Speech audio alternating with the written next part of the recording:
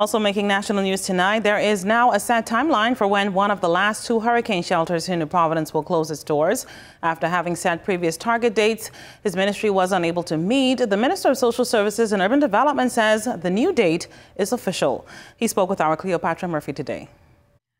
Hundreds of Hurricane Dorian evacuees have called the Kendal J.L. Isaacs Gymnasium their home since Hurricane Dorian pummeled the islands of Abaco and Grand Bahama in September of last year. But that will soon be no more. Minister of Social Services and Urban Development, the Honorable Frankie Kendal, says the gym will be closed as a shelter by the end of February. We're working assiduously. We're making some good progress. And based on what I observe with the work that is being done, the team is coming together. I'm satisfied to say that by the end of this month, we would be in position to deactivate the Kendal J.L. Isaacs Gymnasium. Officials had initially intended to have the gymnasium as well as the Bahamas Academy Auditorium deactivated by the end of December. While there is a possibility that evacuees housed at the gymnasium will be sent to the Bahamas Academy Auditorium, Campbell says it is not the preferred option. The real hope is that persons can go home, persons can go back to their islands, persons can go to family members, persons can find rental units that we could assist them to move in. That is my real hope.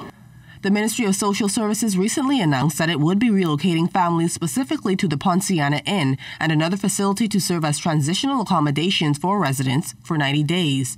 Campbell says the move has not yet happened. We considered two properties and we're still in conversation with the Ponciana Inn, I'm sorry. I think it's safe. The other property was taken off the board after we got to a certain point and realized that it wasn't practical. Since Dorian, government has housed more than 2,000 evacuees in the various shelters.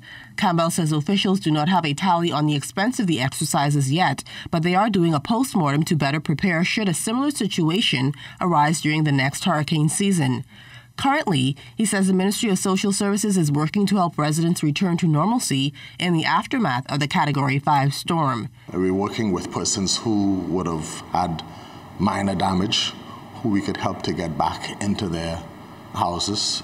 And so there are many moving parts, and the hope is that if we get positive results from the various different areas, a number of persons could be accommodated, facilitated, assisted at the same time.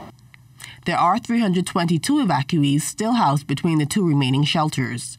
Cleopatra Murphy, ZNS Network News.